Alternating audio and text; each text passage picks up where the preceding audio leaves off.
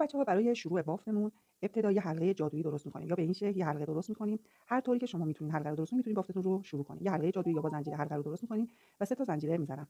میام و داخل این حلقه این 3 تا زنجیره رو که پایه اول رو برای من انجام داد. ما داخل حلقمون 12 تا پایه بلند می‌خوام. اون 3 تا زنجیره اول شد پایه اولم. یه پایه دیگه کنارش می‌ذارم میشه پایه دوم، پایه سوم، چهارم. پس ما تعداد 12 تا پایه بلند داخل این حلقه با رنگ مشکی باید پایه بلند بزنیم. این بافت رو انجام بدیم. وقتی 12 تا پایه رو زدیم، اینجا نخ اضافه‌مون رو می‌کشیم حسابی تا مرکز کارمون جمع بشه و بعد میایم از اون زنجیره سومی، اون سه تا زنجیره که زدیم، از زنجیره سوم، از زنجیره بالاش قلابم رو وارد می‌کنم و یه دونه نخ بیرون می‌کشم و یه بست میزنم. این از قسمت اول کارم.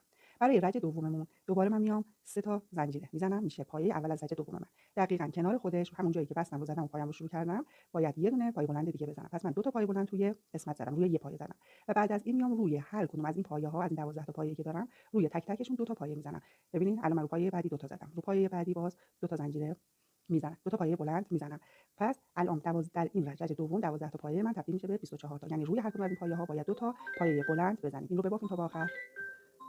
بعد از اینکه درجه دوم به پایان رسیدیم و روی هر کدوم از این پایه‌ها 2 تا پایه بلند زدیم، اتصال کارمون رو میایم از قسمت بالا از زنجیره سوم دوباره اتصال کارمون رو انجام میدیم. در همه رگ‌ها بچه‌ها اتصال ما به همین روش انجام میشه. بعد از این یه زنجیره میزنم و نخم رو کات میکنم و رنگ بعدی که رنگ آبی فیروزه‌ای هست بافتمون رو شروع می‌کنیم. و نخ اضافه رو رد کنم پشت کار و بقیه کار رو شروع کنیم. بعد از اینکه کارمون رو تمیز کردیم و نخ اضافی هامون رو چیدیم، میایم و از بین یه دونه از این پایه‌ها، ببینید بین پایه‌ها فرق هم نمی‌کنه کجاش باشه، قلابم رو وارد می‌کنم، یه پشت قلاب میبافم که بافتم رو صفر مونه، همینجا میام و یه دونه زنجیره میزنم. بعد از این 3 تا زنجیره میزنم برای پایه اولم و دقیقاً کنارش تو همین فضا یه پایه بلند دیگه کنار خودش میبافم. پس من 2 تا پایه رو توی قسمت بافتم به این شکل. و در ادامه میرم قسمت بین 2 تا پایه بعدی یه پایه بلند میبافم. بعد دوباره میرم رو قسمت بعدی 2 تا پایه بلند میبافم. فقط اینکه ما روی پایه‌ها بافت نمیزنیم، بین پایه‌ها دارم بافت میزنم. دوباره میرم قسمت بعدی بین 2 تا پایه بعدی، این بار یه دونه باید بافت بزنم.